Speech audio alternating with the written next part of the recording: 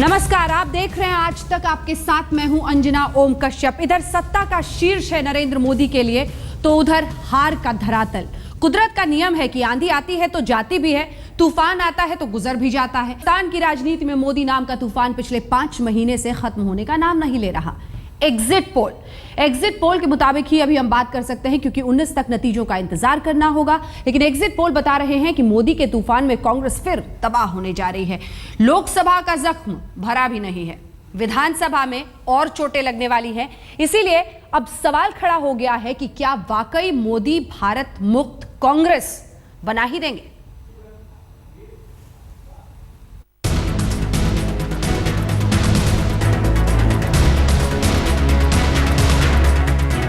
महात्मा गांधी ने चंपारण में अंग्रेज मुक्त हिंदुस्तान की बात कही थी। आज यहां से बिगल बनना चाहिए। कांग्रेस मुक्त भारत का सपना हिंदुस्तान साकार करे। कहते हैं इंसान की जुबान पर कई बार सरस्वती बैठ जाती है। शायद प्रधानमंत्री नरेंद्र मोदी के साथ भी यही हो रहा है। लोकसभा चुनाव से पहले हर रैली में मोदी ने यही कहा था, भारत कांग्रेस मुक्त होगा तभी भारत समस्या मुक्त होगा। लोकसभा में मोदी की ऐसी लहर चली कि कांग्रेस अब तक के इतिहास के सबसे निचले स्तर पर सिर्फ 44 सीटों के साथ चली गई और बीजेपी 25 साल में सबसे बड़ा बहुमत हासिल करने वाली पहली गैर कांग्रेसी पार्टी बन गई। अब तमाम एग्जिट पोल ने कांग्रेस के लिए और गर्त में जाने की तस्वीर खींच दी है। महाराष्ट्र और हरियाणा चुनाव में एग्जिट पोल बता रहे हैं कि कांग्रेस का करीब करीब सफाया हो जाएगा। ये देखिए महाराष्ट्र का exit poll. India today Cicero के एग्जिट पोल ने बीजेपी को 124 सीटें, टुडे चाणक्य ने 151 सीटें, टाइम्स नाउ सी वोटर ने 138 सीटें और एबीपी नीलसन ने 144 सीटें दी हैं। वहीं हरियाणा के एग्जिट पोल में टुडे चाणक्य ने बीजेपी को 52 सीटें, टाइम्स नाउ सी वोटर ने 45 और एबीपी नीलसन ने 54 सीटें दी हैं। हालांकि हर बार की तरह कांग्रेस इस बार भी इन आंकड़ों को नकार रही है। 19 तारीख इंतजार करो, कांग्रेस की अच्छी स्थिति रहेगी और कांग्रेस तीसरी बार सरकार बनाएगी। कांग्रेस भले ही एग्जिट पोल नकारे, लेकिन लोकसभा के नतीजे देखने के बाद शायद ही कोई ऐसा कांग्रेसी हो जिसके दिल की धड़कनें इस वक्त तेज न हो। इतिहास गवाह है कि नरेंद्र दामोदर दास मोदी ने 2001 में गुजरात का मुख्यमंत्री बनने के बाद से जितने भी चुनाव लड़े, उनमें से किसी में उन्हें हार का मुंह नहीं देखना पड़ा। 2002, 2007 और 2012 के गुजरात विधानसभा चुनाव में जबरदस्त बहुमत के साथ जीत। फिर पहले ही लोकसभा चुनाव में पार्टी को 282 सीटें जिता दी। उसके बाद अब महाराष्ट्र और हरियाणा विधानसभा चुनाव में अकेले अपने दम पर पार्टी की नैया पार लगाने को मोदी तैयार है। ऐसे में जाहिर तौर पर अगर एग्जिट पोल के आंकड़े सच साबित होते हैं तो ये कांग्रेस के लिए अब तक का इतिहास का सबसे बड़ा संकट हो जाएगा। आज तक ब्यूरो। संकट कितना बड़ा और कांग्रेस पार्टी में ये एहसास और समझ कितना कि ये संकट किन वजहों से आया है, इसी पर हम करेंगे चर्चा। हमारे साथ कई खास मेहमान इस पूरी चर्चा में जुड़ रहे हैं। आपका परिचय उनसे करा दे। प्रभात झा जी, उपाध्यक्ष भारतीय जनता पार्टी, हमारे साथ जुड़ गए हैं। संजय निरुपम जी, राष्ट्रीय प्रवक्ता कांग्रेस पार्टी के, हमारे साथ जुड़ गए हैं। और सचिन अहिर, एनसीपी के पूर्व मंत्री, हमारे साथ हैं। राजीव सरदेसाई, हमारे कंसल्टिंग एडिटर, हमारे साथ इस पूरी चर्चा में शामिल रहेंगे, जो महाराष्ट्र की राजनीति को बहुत करीब से देखते, जानते और समझते हैं। सबसे पहले लेकिन संजय निरुपम जी, मैं आपके पास आना चाहती हूँ। जो बड़े बड़े राज्य थे उनमें आंध्र प्रदेश, महाराष्ट्र को एक तरह से गढ़ माना जाता रहा है। समझ ही नहीं पाई कांग्रेस पार्टी की जनता की प्रायोरिटीज, उसकी प्राथमिकताएं कहां से कहां पहुंच गई हैं, जैसे पैरों तले से जमीन निकल रही है। अगर एग्जिट पोल सही हो तो कांग्रेस निराशा, कांग्रेस हार का पर्याय बनकर रह गई। अंजना जी, हमारी पार्टी का नीतिगत निर्णय यह है कि एग्जिट पोल के ऊपर हम चर्चा में नहीं बैठते हैं। कल भी कुछ और बोल करके मुझे बुलाया गया था कुछ चैनल पर, आज भी मेरे से जो आपकी बात हुई थी और उस हिसाब से मैंने कहा एग्जिट पोल के ऊपर हम चर्चा नहीं करते। आपने कहा कोई और विषय है। मुझे ऐसा दिख रहा है कि पूरा डिस्कशन आपका एग्जिट पोल पे ही है, तो मैं इन नतीजों पे चर्चा करूंगा और सारी बातों का जवाब भी दूंगा, लेकिन आज इस समय मैं नहीं दूंगा। मैं 19 तारीख को आपके चैनल पे आऊंगा और आपको जितना भी मोदी जी का ग्लोरिफिकेशन करना है आप करिए, उसका जो भी जवाब होगा मैं दूंगा। हमारे हार के क्या कारण है उन कारणों के ऊपर बोलेंगे, जीत के क्या कारण है उन कारणों पे बोलेंगे, लेकिन आज मैं अभी यहां से विड्रॉ कर रहा हूं आपके प्रोग्राम से। नहीं, सवाल यह है कि बीजेपी और जिस लहर की बात, जो मेरी आपसे बात भी हुई थी सर, यही हुआ था कि बीजेपी और बीजेपी की लहर अगर महाराष्ट्र में कायम रहती है तो उसका मतलब क्या होगा कांग्रेस के लिए। तो इसी सवाल का अगर आप जवाब दे दें। चलिए संजय जी हमारे साथ अब इस चर्चा में शामिल नहीं होना चाहते हैं, लेकिन बात उनसे यही हुई थी कि बीजेपी की लहर अगर कायम रहती है तो उसका मतलब क्या होगा, लेकिन एग्जिट पोल पर सीधे साफ तौर पर संजय निरुपम जी बात करने को तैयार नहीं है। शायद पार्टी की तरफ से भी इसी तरह के निर्देश उन्हें दिए गए हैं और इसीलिए वो इस चर्चा से हट रहे हैं। लेकिन इन सब के बीच अब इसे क्या कहा जाए राजदीप जी? देखिए, मुझे लगता है कहीं ना कहीं कांग्रेस जो हकीकत है उससे भाग रही है। आपने आम चुनाव में भी देखा था, जब भी हम एग्जिट पोल या ओपिनियन पोल करते थे तो कांग्रेस कहती थी हम नहीं आएंगे, अब भी कह रही है। ऐसा नहीं है कि एग्जिट पोल सही निकलेंगे, लेकिन कांग्रेस को खबर है, को पता चल गया है कि उनकी नैया जो है वो डूब रही है। और आपने बड़ा सही सवाल किया, आंध्र प्रदेश और महाराष्ट्र ये दो ऐसे बड़े राज्य हैं जहां कांग्रेस, जिनके बलबूते पर कांग्रेस केंद्र पर भी आई है। अगर आंध्र पे आपका सफाया होता है और फिर महाराष्ट्र में होता है तो रह क्या गया?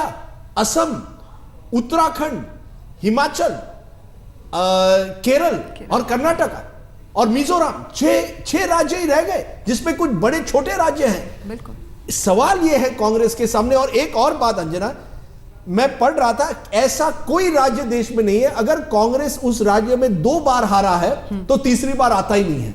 गुजरात का इतिहास लो, मध्य प्रदेश लो, छत्तीसगढ़ लो, एक बार आप 2 बार हार गए तो तीसरी बार कांग्रेस में वो क्षमता नहीं रही कि हम कमबैक करेंगे।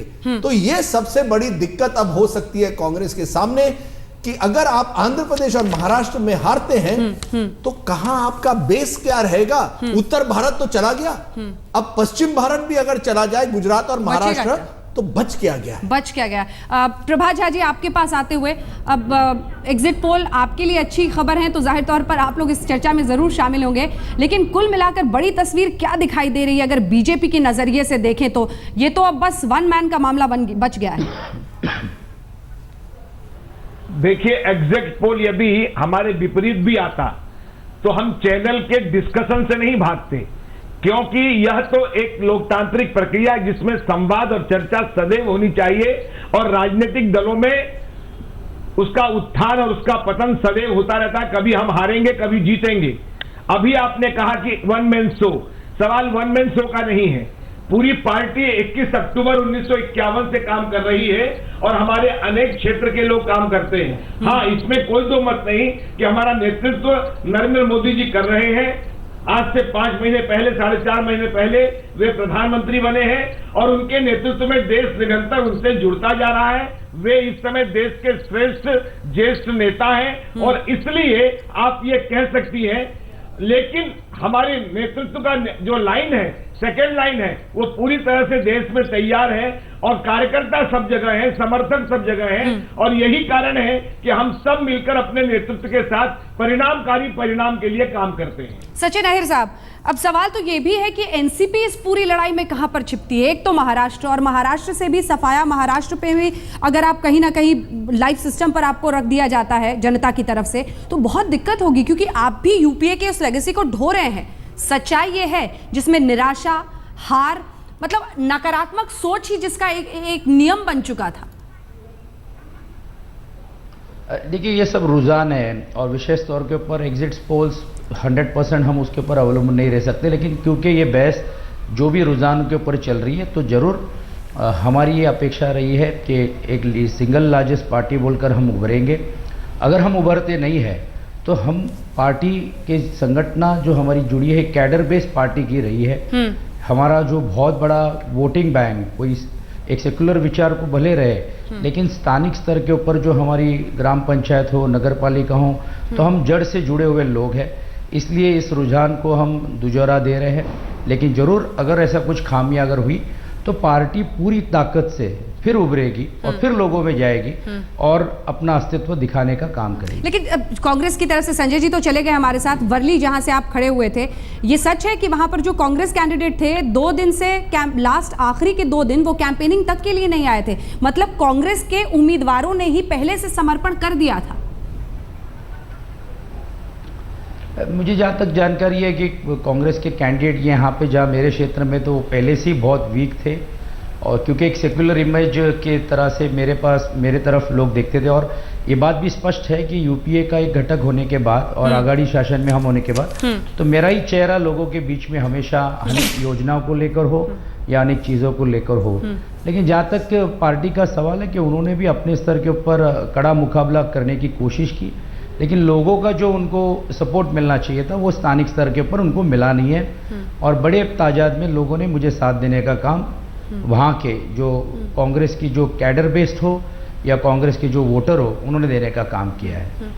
राजीव जी, कई लोग ये कहेंगे कि बड़े सिंबॉलिक ही तरीके से नरेंद्र मोदी आगे बढ़ रहे हैं, लेकिन वो सिंबलिज्म भी हिंदुस्तान इस वक्त चाहता था। सब कहते थे भारत कभी साफ नहीं हो सकता, स्वच्छ भारत एक उन्होंने दे दिया हाथ में, इसको लीजिए, अब इस पर चलिए आप। अब कहते थे कि मैन्युफैक्चरिंग यहाँ बेटर नहीं हो सकता, मेक इन इंडिया उठाया, बनाया, कॉन्सेप्ट आपके हाथ में दिया।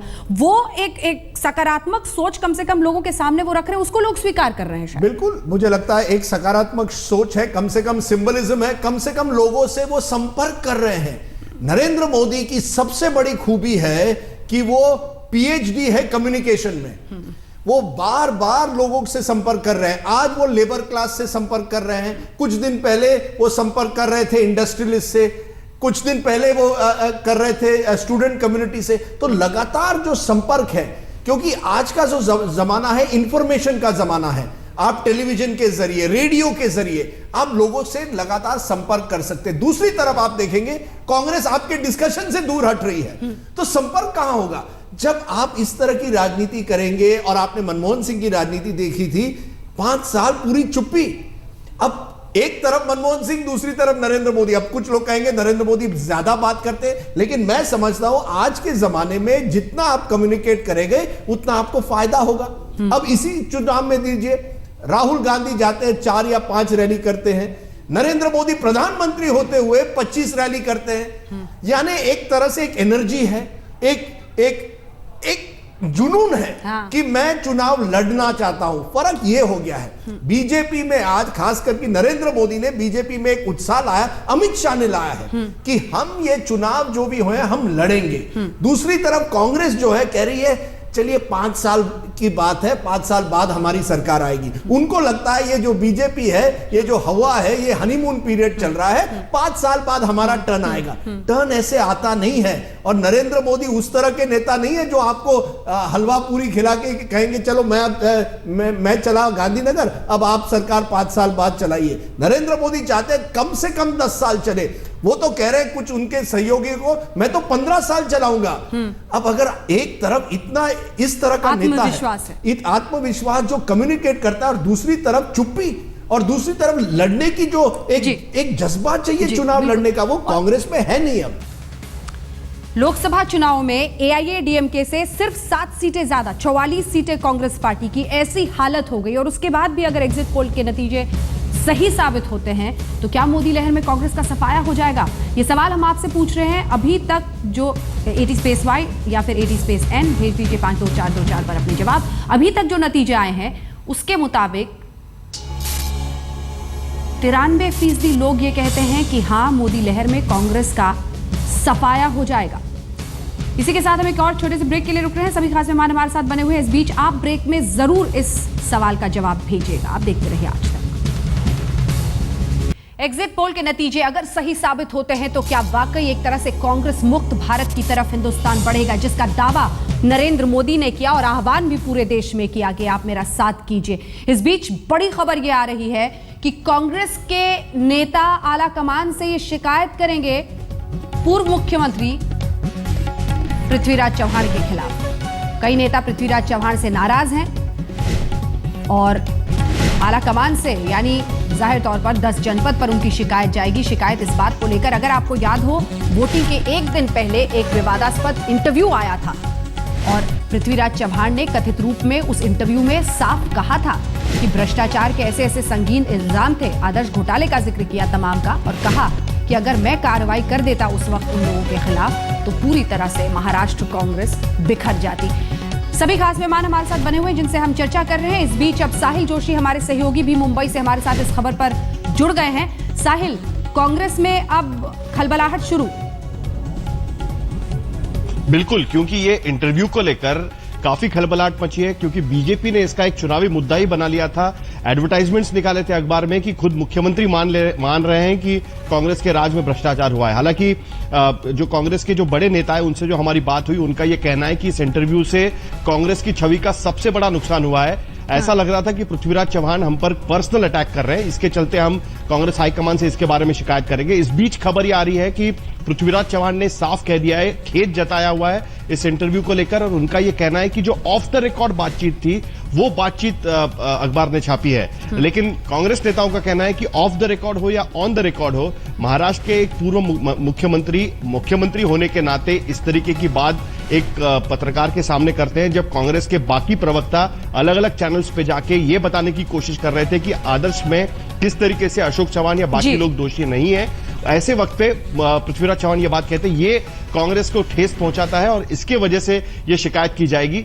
19 को नतीजे आएंगे, उसके बाद तुरंत ये शिकायत का सिलसिला शुरू होने वाला है। अब ये दलील कैसे टिकेगी कि ऑफ द रिकॉर्ड बोला था? ऑफ द रिकॉर्ड भी अगर खुलकर कह रहे हैं कि मैं भ्रष्ट नेताओं को बचाते रहा, तो जाहिर तौर पर जनता को कम से कम एक संदेश जरूर चला गया है।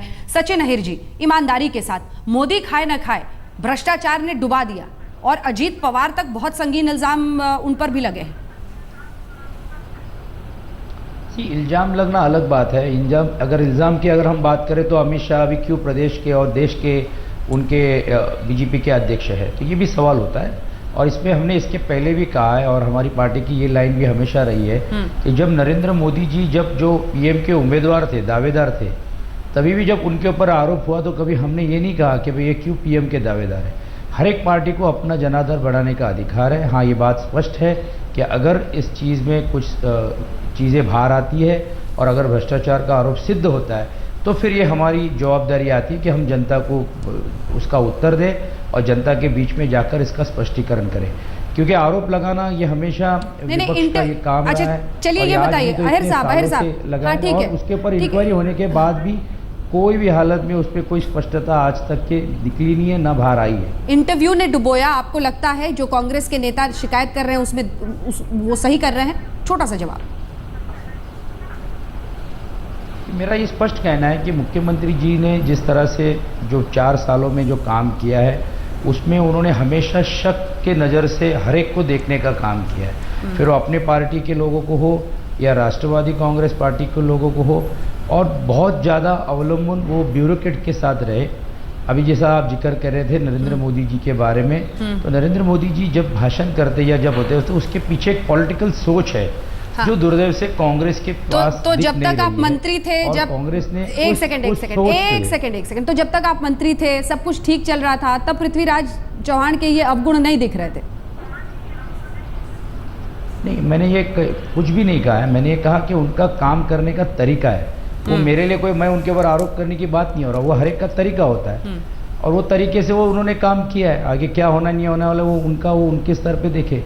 मेरा कोई ऐसा आरोप नहीं है कि भाई उन्होंने ऐसा किया नहीं किया। जो काम करने का तरीका होता है, तो एक सहयोगी जब होता है तो उसके ऊपर विश्वास रखकर उसको साथ में लेकर उसके बारे में उसको पूछकर स्पष्टीकरण करके लेकर चलने की भूमिका होनी चाहिए। चलिए राजदीप जी जल्दी पूछे, फिर प्रभात जी आपके पास आऊंगे। मेरी छोटी सी बात यह है कि पृथ्वीराज चौहान का प्रॉब्लम यह है कि 20 साल तक जब वो मुख्यमंत्री बने वो मुंबई में थे ही नहीं, तो उनकी कोई महाराष्ट्र की राजनीति पर पकड़ ही नहीं थी। अच्छे इंसान है, भ्रष्ट नहीं है, महाराष्ट्र के छवि ईमानदार की है, ईमानदार है, और ज्यादातर जो उनके मंत्री हैं उन पर आरोप है। लेकिन एक तरह से वो एक ऐसी स्थिति बन गई जहां वो उनके खिलाफ कुछ कर नहीं सके क्योंकि उनके पास वो राजनीतिक अथॉरिटी नहीं थी। 20 साल के लिए अगर आप महाराष्ट्र की राजनीति में नहीं है तो किस तरह से आप मुकाबला करेंगे? दूसरी तरफ है मनमोहन थे, महाराष्ट्र के मनमोहन सिंह थे, बिल्कुल महाराष्ट्र के मनमोहन सिंह थे, और एक तरह से यही उनका उनकी एक अच्छी बात भी है लेकिन कमजोरी भी है। दूसरी तरफ अजीत पवार, दूसरी तरफ छगन भुजबल, ये अगर उसी कैबिनेट मीटिंग में बैठते हैं तो पृथ्वीराज जी करेंगे क्या? क्योंकि आज की तारीख में ये भी इस पर भी सवाल है कि क्या वो करार से जीत पाएंगे।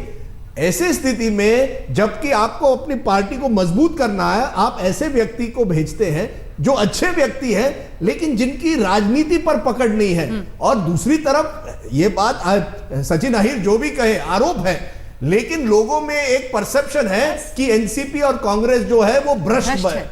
तो प्रभात जी, आपको महाराष्ट्र के मनमोहन वाली बात पर बहुत हंसी आई थी, आपसे एक जल्दी से रिएक्शन इस पर जाती हूं।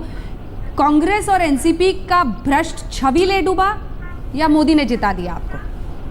अभी एग्जिट पोल है। देखिए, राजनीति में दोनों ही पहलू होते हैं। प्रतिद्वंदी जिनसे हमारी प्रतिद्वंदिता है उनकी असफलता और हमारी सफलता। आज नरेंद्र मोदी जी सफलतम नेता हैं, देश के सबसे आगे चलने वाले लोग हैं और इसलिए वो काम भी कर रहे हैं।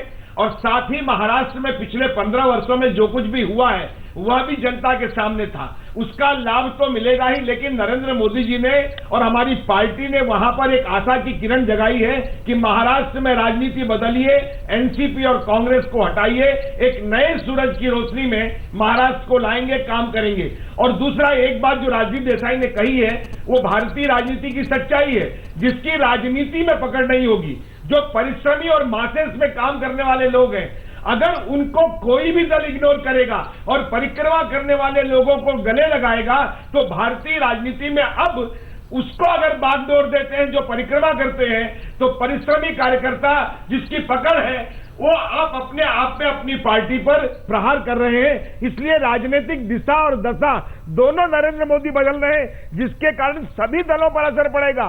अब भारतीय राजनीति में लंबे समय तक वही लोग चलेंगे जो मेहनत से, परिश्रम से, समाज सेवी भाव से काम करेंगे। यह एक नया संदेश नरेंद्र मोदी जी ने अपने काम से दिया है। अच्छा, आप गले लगाने की बात कर रहे थे, किसको गले लगाएंगे अगर पूर्ण बहुमत नहीं मिला तो? देखिए, हम फिर कह रहे हैं आपसे, मैं एग्जैक्ट पोल पर जितना लोग विश्वास करते हैं करें, मैं तो रियल रिजल्ट पर बात करता हूं। हमारे कार्यकर्ता, हमारे नेता, हमारे समर्थक, इसीलिए हमको तो सबको गले लगाना है। हमारा जो आज का विरोधी है कल का समर्थक बनेगा, हम उस दिशा में काम करते हैं। हमें अपने संख्या बढ़ानी है, हमारे अपने दल को मजबूत करना है। और आपने पहले कहा कि सचिन अहिर जी बैठे हुए हैं, सचिन अहिर जी बैठे हुए हैं, कुछ नहीं दरवाजे, देखिए दरवाजे तो आपके दो ही तरफ खुल सकते हैं, या तो शिवसेना या एनसीपी। हमारे अंजना जी, हमारे तो जनता के साथ दरवाजे खोले, जनता ने हमारे दरवाजा खोला हुआ है और इसलिए ये ऐसी नौबत नहीं आएगी। और राजनीति परिस्थितियों पर होती है, 19 के बाद बात करेंगे। वैसे मन से भी हो सकता है ना, आप जो भी कह लें, मैं इसमें कुछ भी नहीं कहूंगा। चलिए, आइडियोलॉजिकली जिसको कहते हैं, कौन करीब दिखता है इस वक्त? देखिए, आइडियोलॉजिकली आप भी जानते हैं,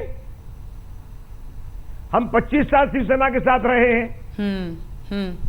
क्यों टूटा, क्यों नहीं टूटा, ये सब तो अलग बात है। लेकिन हमने अकेले चलकर भी जो स्थितियां बनी है वहां पर, आज लगातार 25 साल से हम अनेकों सीट पर नहीं लड़ते थे, राजनीतिक परिस्थितियां अनुकूल नहीं हुआ करती थी। लेकिन जब एक दिशा में पार्टी खड़ी हुई है, सारे लोग खड़े हुए हैं, सबने मन बनाया कि गठबंधन में यदि बातचीत नहीं बनती है, अगर पहले यही तय होगा कि मुख्यमंत्री कौन होगा, तो निश्चित तौर पर तकलीफ जाएगी।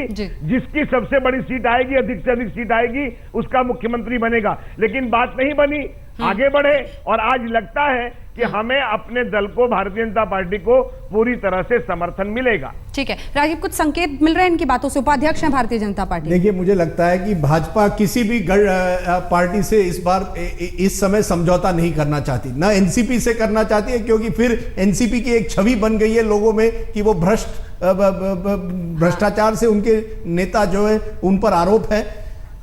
एमएनएस से नहीं करना चाहती है क्योंकि एमएनएस उत्तर भारतीयों के खिलाफ है, इसका भी एक गलत असर हो सकता है। आंकड़े भी शायद ना हो पाए, एमएनएस के आंकड़े भी नहीं। और शिवसेना की जिस तरह से जो कटुता से जिस भाषा का प्रयोग हुआ है, नरेंद्र मोदी एक ऐसे व्यक्ति हैं जो भूलते नहीं हैं।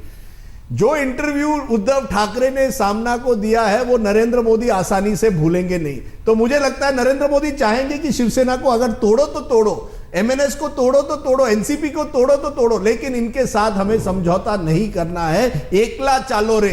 बीजेपी में अब एक आत्मविश्वास है कि हम चुनाव जीत सकते हैं। अगर महाराष्ट्र और हरियाणा जीत जाते हैं तो मैं प्रभात जी से यह पूछना चाहता हूं, क्या बिहार में आप पासवान जी के साथ जाएंगे? क्या अगले साल जो आपके सहयोगी है उनको लेकर जाएंगे? क्योंकि एक मुझे लगता है जिस तरह से कांग्रेस में एक डिफीटिस्ट है कि हम हारने वाले चुनाव, बीजेपी में एक तरह से अहंकार, कुछ लोग आत्मविश्वास कहेंगे, कहीं ना कहीं उसमें अहंकार भी आ जाता है कि जो भी हो हम चुनाव अब जीतेंगे, हमें किसी की जरूरत नहीं है, न पासवान की बिहार में, न उद्धव ठाकरे की महाराष्ट्र में, न कुलदीप बिश्नोई की हरियाणा में। ये एक तरह से बीजेपी के सामने भी एक चुनौती है, किस तरह की राजनीति आप करना चाहते हो। कांग्रेस राजनीति में पाताल में, नरेंद्र मोदी वजह। इस बीच सभी खास मेहमान हमारे साथ जुड़े हुए हैं। राजीव जी, एक सवाल आपसे पूछना चाहते हैं। सचिन जी, मैं आपसे पूछना चाहता हूं, अगर एग्जिट पोल सही निकले, अगर एनसीपी और कांग्रेस दोनों की स्थिति बहुत बुरी रही, तो क्या आप तैयार हैं कांग्रेस के साथ मिलकर एक बार फिर राजनीति करने के लिए, या आप चाहते हैं कि कांग्रेस अपनी तरफ जाए, आप अपनी तरफ जाएंगे? जैसे बिहार में हुआ, नीतीश और लालू एक साथ आ रहे हैं, क्या एक कांग्रेस का भी रियूनियन होगा, या ये अब होना असंभव है? मुझे लगता है कि वो सेक्युलर विचारधारा से रहने के कारण ही वो संभव था, लेकिन अगर हम नतीजों को अगर हम देखें और अगर माने कि ये नतीजे अगर होता है, तो हम विपक्ष की भूमिका लेंगे और मजबूती से सामना करेंगे। नहीं, यानी आपकी पार्टी और कांग्रेस के बीच में कोई एक तरह से आप अपनी पार्टी को मर्ज करने के लिए तैयार नहीं है कांग्रेस में? कोई हालत में मर्ज करने का सवाल ही नहीं होता है। हमने हमारा अलग आइडेंटिटी पहले भी रखा है और आगे भी बहुत मजबूती से हम रखेंगे। और ऐसी नौबत आई कि बीजेपी की अकेली सरकार ना बना पाए, तो पहले भी कुछ मीटिंग की खबर आई थी, उधर भी हाथ बढ़ा सकते हैं?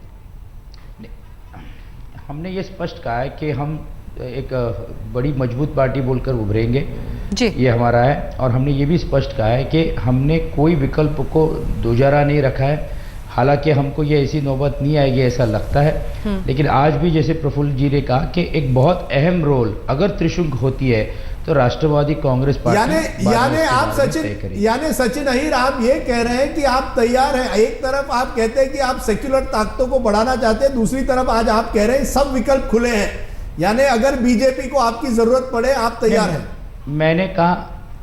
मैंने कहा कि त्रिशंकु की अगर परिस्थिति निर्माण होती है तो उसका निर्णय ये बाद में होगा, ठीक है, आज नहीं। बिल्कुल, और हम जरूर एक अहम रोल रहेगा हमारा। ऐसे ही बयान सभी नेताओं से आते हैं। खुले दरवाजों का नाम ही आज की भारतीय राजनीति है। बहुत बहुत शुक्रिया आप सभी का हमारे साथ इस चर्चा में शामिल होने के लिए। आप देखते रहिए आज तक।